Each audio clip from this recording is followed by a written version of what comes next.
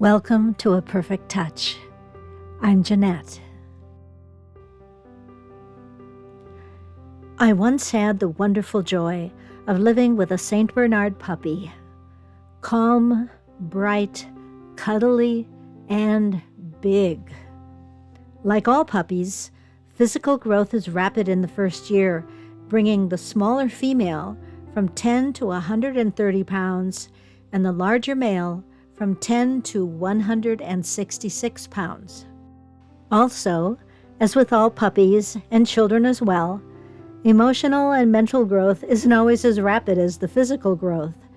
So when my 100-pound St. Bernard puppy, Tropie was her name, escaped the backyard and began gnawing on the neighbor's house, it was a hard task to convince my neighbor that the puppy was physically large, but still very much a puppy. As historical costumers, we often have what I've come to call St. Bernard puppy syndrome.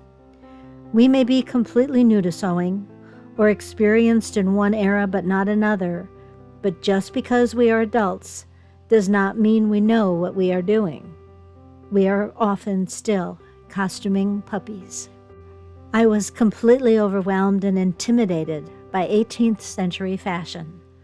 While there is a lot of information on the internet, I found myself without a clear path to guide me. So to quietly learn the very basics of 18th century, I focused on a simplicity pattern, 8579. It had been designed by people knowledgeable of the era, and I knew that while simplicity may not have followed historically accurate techniques, the directions and illustrations would be good, and I would learn enough to then make sense of the offerings around the internet. And so it was, in the quiet of my sewing cubbyhole, with no one but me to judge my failures and successes, I made a shift. Then I made a pair of stays, and lastly I made panniers. Now I at least had enough knowledge of these undergarments, hand sewing, supplies, and basic construction to venture out into the world of the 18th century as a puppy still, but with a bit more experience. I've learned so much with those few pieces, and am ready to begin an exterior garment. I have dreams of creating an 18th century riding habit, similar to this beautiful piece from the Victoria and Albert Museum dated 1770 to 1775, and look at that incredible trim. So when these two unused patterns by J.P. Ryan Collections were offered in a costuming de-stash group on Facebook, I snatched them up.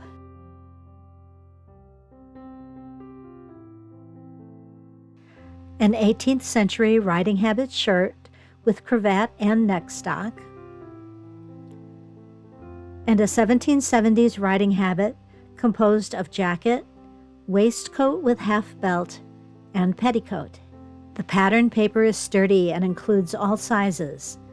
The instructions provide historical background, cutting diagrams, and numbered directions with great illustrations, perfect for a novice 18th century sewist like me.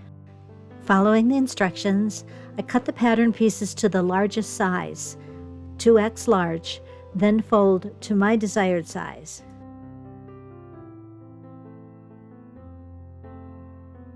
There is very little paper waste after cutting.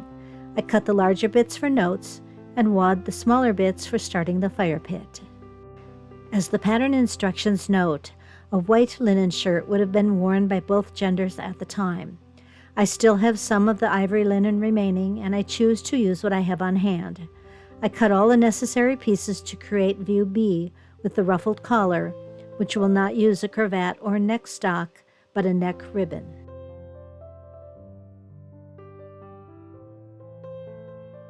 Before any other sewing happens, the ruffles are prepared. In a recent Zoom presentation, the instructor recommended a video by Retro Claude. I want to share that with you if you need a tutorial for rolled hems, as it is a gem. The rolled hems are a repeat of a two-step process of stitching and then tightening the thread to roll the fabric and hem, and the results are beautiful. The collar, sleeves, and front ruffles are hemmed as instructed, and 2 rows of gathering stitches sewn on the raw edge.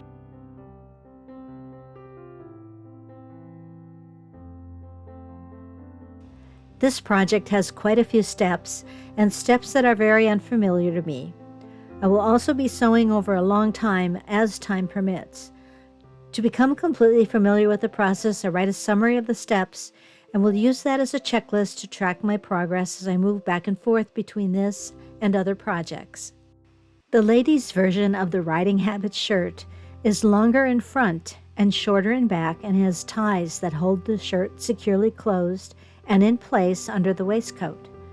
It would be a simple modification to make this shirt for modern wear by lengthening as necessary, but I choose to stay with the historical method. So I follow the pattern and mark where the center front slash will be made on the shirt body and cut that opening.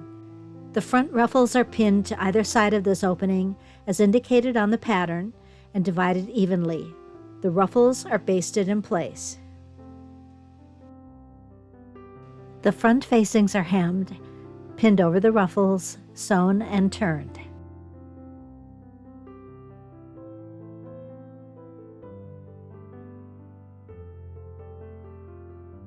The neckline slash is cut between the markings that have been transferred from the pattern. The shoulder reinforcement panels are prepared by cutting to create a Y shape and turning under seam allowances.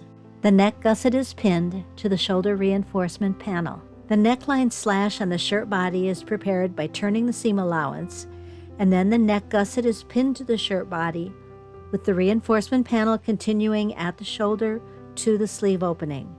I wanted to quickly finish this step, and the instructions gave me the option of hand or machine sewing. I chose machine, but as the seam allowances are small and the layers need to be just so, I would do this by hand in future. This puppy is learning.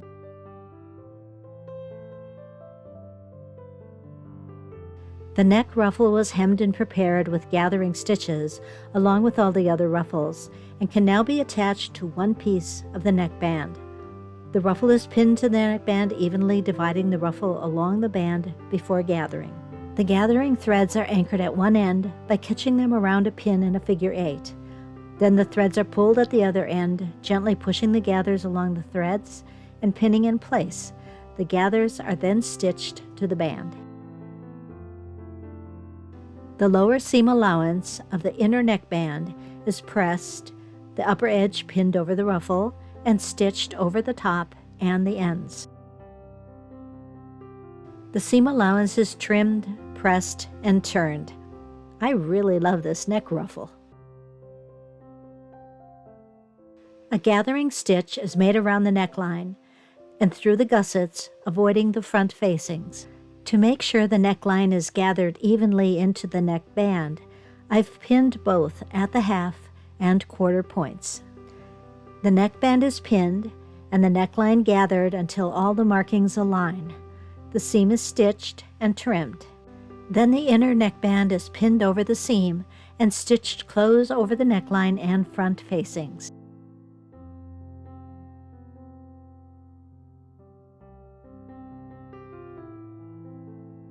The side seam is very short, and the directions indicate sewing between the notches. I was unsure as to which notches were correct and wrote an email to the pattern designer. The response was quick and clear, and I was on my way once again. I never hesitate to ask questions of independent designers. They want us to succeed. Now I can create a narrow hem along all lower edges.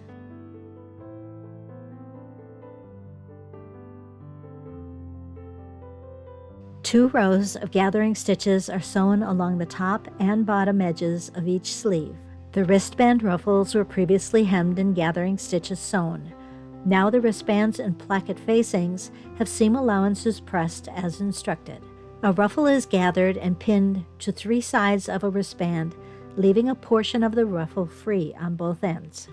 Then the other side of the wristband is pinned over the ruffle. The three sides are sewn. The seam allowance is trimmed, pressed, and turned. With the second ruffled wristband created and all parts ready, the inner sleeve is sewn between the notches.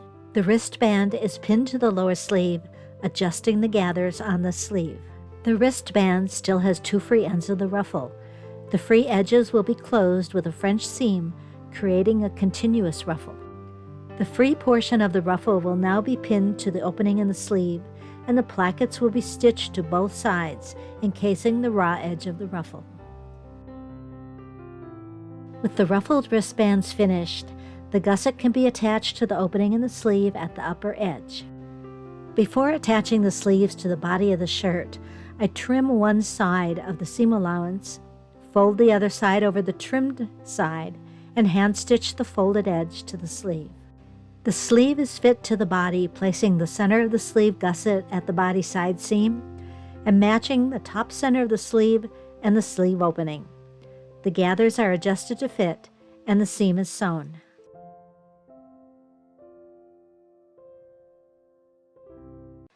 The center back lower edge is pleated down to a final width outlined in the instructions, and a tape stitched inside over the pleated area at the top and bottom edge of the tape. Although the instructions recommend twill tape, I didn't have the correct width, but I did have the correct width of grosgrain ribbon, which will work well for tying the shirt closed. Learning to create thread buttons is in my plan, so I chose to temporarily use the same grosgrain ribbon to create tie closures at the wrist. The neckband will be closed with a length of ribbon.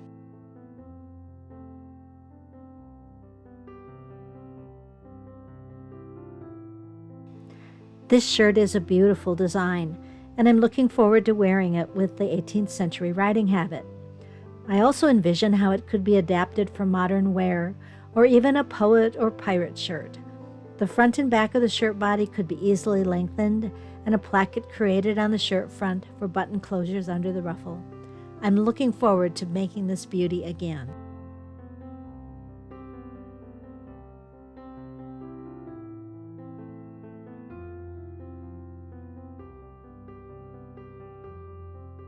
Thank you for being on this journey with me. If you'd like to continue to follow, please like, comment. I read and respond to all of them. Please subscribe, and I will see you in the next video. Thank you.